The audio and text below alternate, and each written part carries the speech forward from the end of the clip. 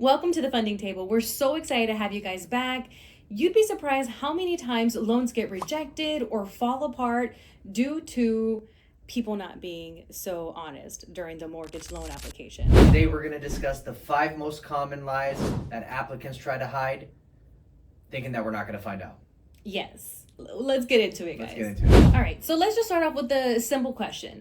Do banks usually check your credit before closing? And the simple answer to that is yes and no. Not that simple. No, kidding.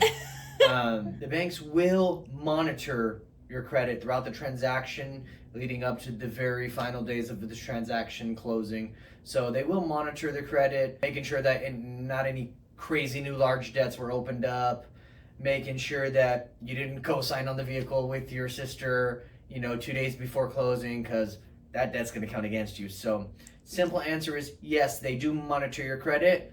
Now, it doesn't necessarily mean that they're going to hard check your credit, but they monitor it with softwares and systems that they have to make sure no new debts need to be accounted for, which could jeopardize your loan. So don't do it. So like if you have a family member that asks you like, hey, I really need your help, if you could co-sign for me, even though you're not going to be making the payment for the car or whatever they're asking you to be a co-signer for, even if you're not going to make that payment and they're going to be fully responsible for it, it does not matter. When the banks soft pull your credit before closing and they find that you have this new debt, you will have to qualify with that additional debt. And if you don't, if you're already maxed out on how much you can qualify for and you have this additional debt, well, guess what?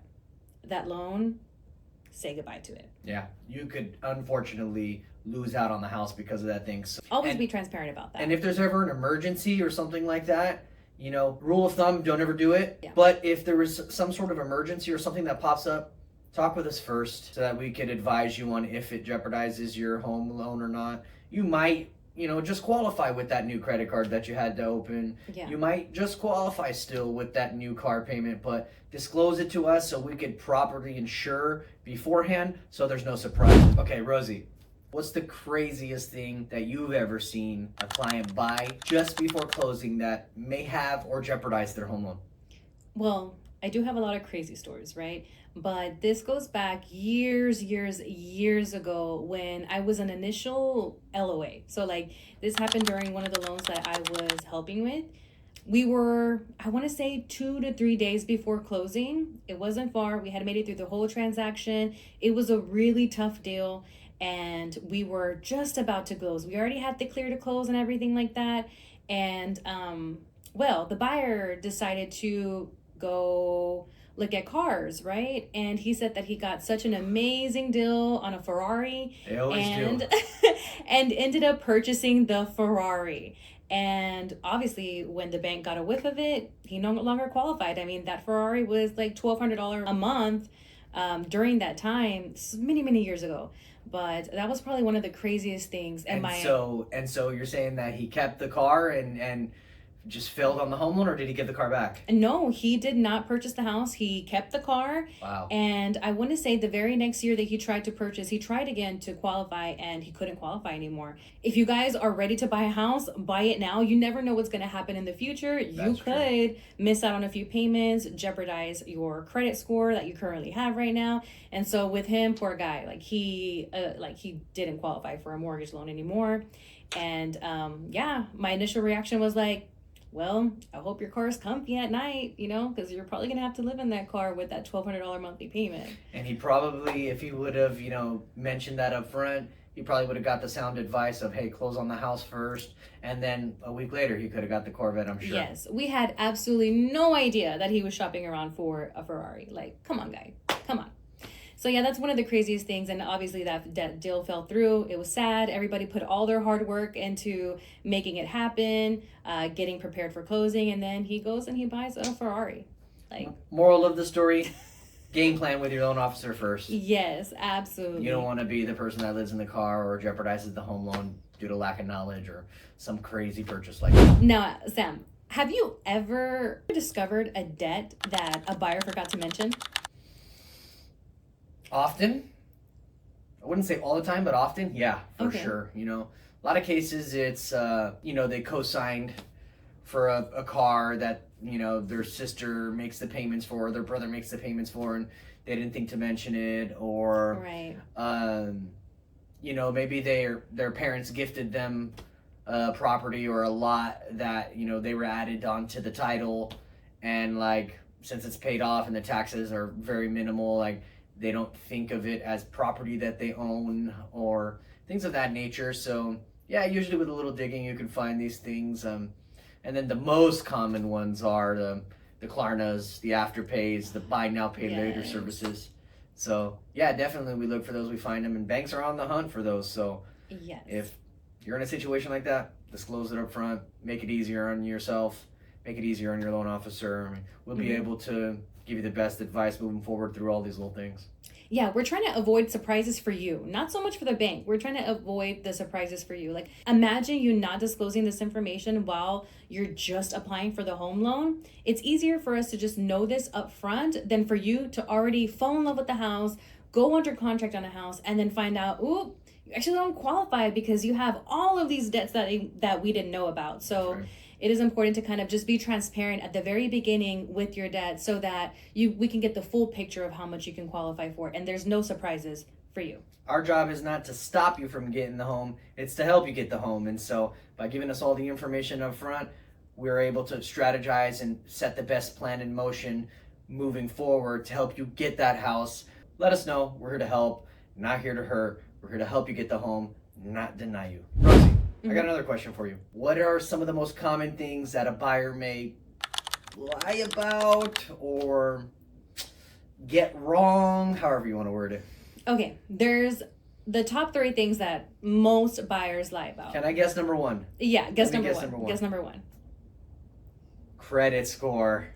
Yes, that's a big one. That's a big one. Buyers typically lie about their credit score, and I'll go a little bit more into detail about that before I go over the other 2. So sometimes I get applicants that say, oh, I don't really know my credit, we pull the credit and they're like in the 500s, and then I go over, review the credit report, they've made 5 late payments in the past 12 months, and I tell them, oh, you made a lot of late payments. Oh yeah, I know. And we just go into the whole spill about you just making late payments, right? Or maxing out your credit, as if the bank's not going to want to see a credit report verifying how good you are with credit. So I don't know why buyers lie about that one, but it's just better for you to just be honest about what your credit score is, because we can always help you increase your credit score. It's good to know this up front. That way we don't get your hopes up. Some people might not think that we verify that information, but we do. Yeah. Sorry to say, but we do. Yeah. Banks are going to make sure all of that information is verified. Yeah, I still don't understand it. Rosie, what are the other couple of things they get wrong? The other couple of things. Or lie about. Yeah, applicants like to lie about their income. They like to tell me, oh, I'm salary, I make, $100,000 a year, and then we check and you're not making $100,000 a year. You're making like 84. Yeah, which is like, that's a difference. It's a big difference. It's a huge difference. And to me, I'm like, why won't you just be honest about it, right? But, to each their own. But we will verify that information. We will verify your employment history. We will verify your income. So it's just better to know this up front. It's a different story if you don't know. Like, I do have buyers that tell me, I don't know, but I make this an hour. And then we're like, okay, we'll help you find that information out. Yes. But you get buyers that are like 100% certain that they're making this amount, and turns out they're making a lot less. So just be upfront about it, guys, And just like, just like the credit score, income, it's going to be something that we for sure verify. Yes. It's directly tied to how much of a home you can afford. So you best believe there's going to be verification for that. If you're going to get lent a few $100,000, bank's going to want to know that you're really good for it. That income is crucial. It's key. It's a key component to if you're qualified for that home or not. So that as well will get verified. Rosie, what else? And then the other thing that most buyers lie about is how much funds they have in their account. Sometimes I hear, oh, I have the full down payment in my account. I have $20,000 saved up. And then it comes to us requesting the documentation that every bank is going to request. I mean, if you're a good loan officer, you'll request the documentations that the bank needs. And once we review these, I see that you have like $2,000. I'm like, okay, well, where's the rest? I have to save it, or I don't have it, or I need some time to get it. And it's like, I wasn't going to give you an approval based off of the what ifs.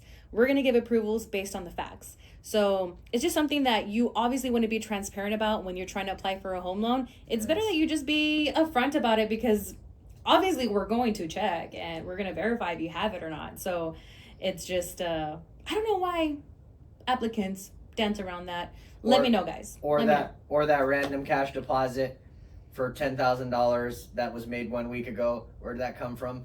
Well, that was just money I had at the house. Well, good luck. I'm trying to be able to use that, you know? Yeah. So, yeah. We'll wait a few months, guys. Yeah. Wait a few months or come up with another game plan for getting the funds. Now, what are some mortgage lies that can kill a deal? Well, for sure, obviously the ones that we've been harping about, you know, the credit score information, the undisclosed debts, if you were added to a property of your parents and there's a mortgage on it, you know, or if there's no mortgage on it but there's taxes, you're still required to include those as a part of your debt because you're an owner to it. But even more, I would say, from the mortgage perspective, it would be the type of loan officer that you work with and the types of programs that they know how to offer. You might have been told by somebody that you're not approved when they just didn't know how to get you approved, or they just don't know what a loan program might require in order for you to be approved for it. So those would, I would say, probably be the biggest things that I see that could bust a mortgage from the client's perspective and from the mortgage loan officer's perspective. Yeah, I agree. And remember, guys, we are not trying to catch you in lies. We are just trying to make sure that you can ultimately afford the mortgage that you're applying for and that you are content and satisfied with your purchase. We would rather have you own the home than rent it. It's a win-win. Yes, absolutely. Thank you again for watching this episode. We are excited for the very next episode. But if you found this episode helpful, please like, share, follow us on Instagram, Facebook, TikTok, YouTube. Make sure that you follow us on all of our socials, and we'll see you guys on the next one. See you on the next one. Bye. Bye, guys.